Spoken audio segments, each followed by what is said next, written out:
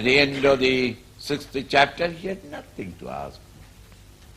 So the teacher himself, he anticipates that this doubt will come to the student, and he tries to explain how the limited entity, you and I, can come to know the infinite glory of the supreme reality which is all-pervading. I'm going to explain, Shrunu, listen. Not hear. Hearing is by the ears. It is a function of the ear, where you are not involved. Hearing with your total involvement is called listening. When you listen to anything, one listening is sufficient. You can repeat the whole thing. It is only when you are hearing only and not listening, you can take down notes. You become a stenographer. And that notebook also keeps along with the Gita book. Do you know Gita? What are you talking? Swamiji's Gita is here. See in the shelf. What does Swami say in it? Next to it there are 3 notebooks it contains. So from one book to another book. And in you, nothing. So that whenever a problem comes, you have to take the book and say, meet the problem.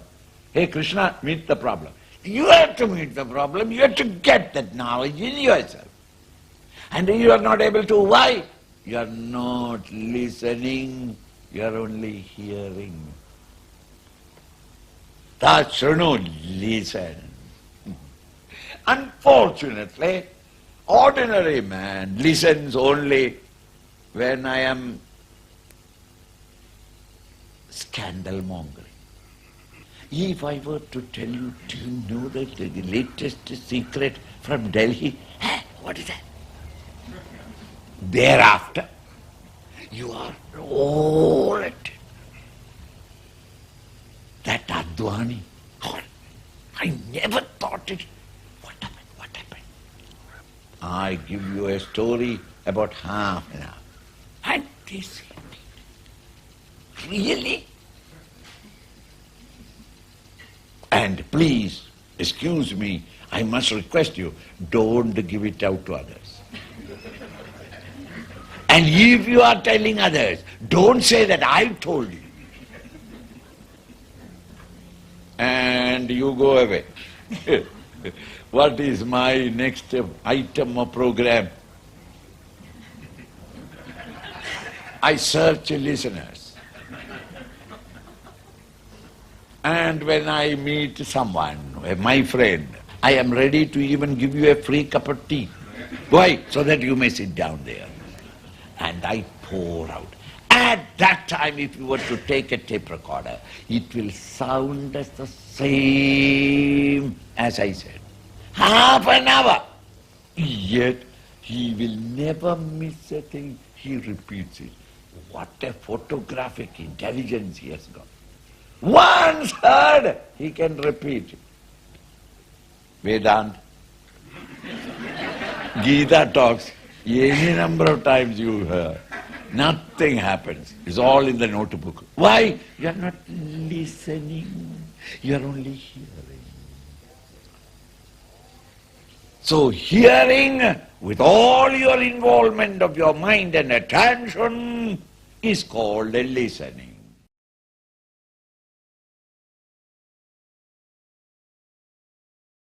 Jnanam teham, I shall to you give out the jnana. Savijnana, along with vijnana. These are the 2 words often used in Vedanta. Jnana means knowledge, theoretical knowledge. And vijnana means knowledge gained through one's own experience. The practical methods of fulfilling and experiencing directly what the theory propounded. Every science has got these 2 aspects. Pure science and applied science. Pure science only discusses the theoretical side, possibilities. And they have proved it mathematically, logically, that it is possible. But this knowledge, pure knowledge, jnanam, theoretical knowledge, however great it may be, it cannot add a jot of happiness in the community or in the individual. The joy comes only when it is applied. This applied science is called technology. All of us in this world now today knows and is accepted universally that the sun contains an enormous amount of energy and the solar energy can be harnessed. And the hungry world, hungry for energy, can be fully fed. True. It is theoretically proved. Nobody questions it. But if you take rice in water and keep it in the sun, after 1 or 2 hours, you can get rice soaked in water, not cooked. Sun has energy. But we yet have not evolved the technique of how to apply that knowledge into practical programs, for which we have to wait until technology develops. How long will it take for you to cook from the sun's energy directly? We don't know. Maybe 5 years, maybe 50 years, maybe 500 years. But until the vijnanam is developed, the jnanam cannot be of use.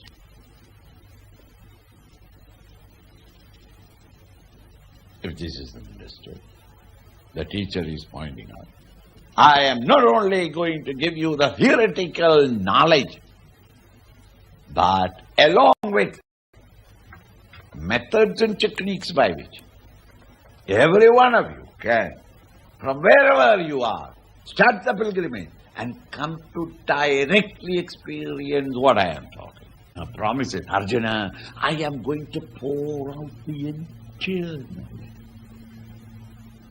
I'm not going to keep anything private and personally that you must continuously serve me until I die, and while dying I will whisper to you this secret. No!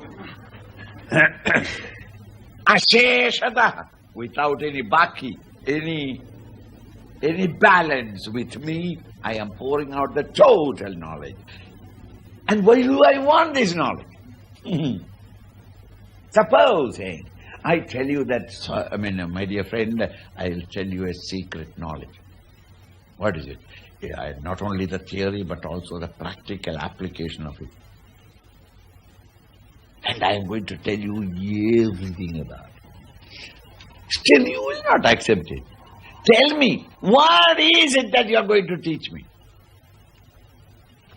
The art of massaging horses. Will you not say that, thank you? I have no horses now, and if I come to a point where I am foolish enough to purchase horses, I will have the ability to keep a chokra there, a fellow there. He will do the massaging. I am not going to do the massage. You understand? How to massage a horse? Why should I learn? Similarly, what are you going to tell me? Is it worth my attention? Yet jnatva. This great knowledge that I am going to impart, once you have understood it, neha bhuyonyat jnatavyam avasishyate. There is nothing more for you to know in this world. You have known all that is to be known. Why? Because what I am going to talk to you is that. That is the source of all knowledge.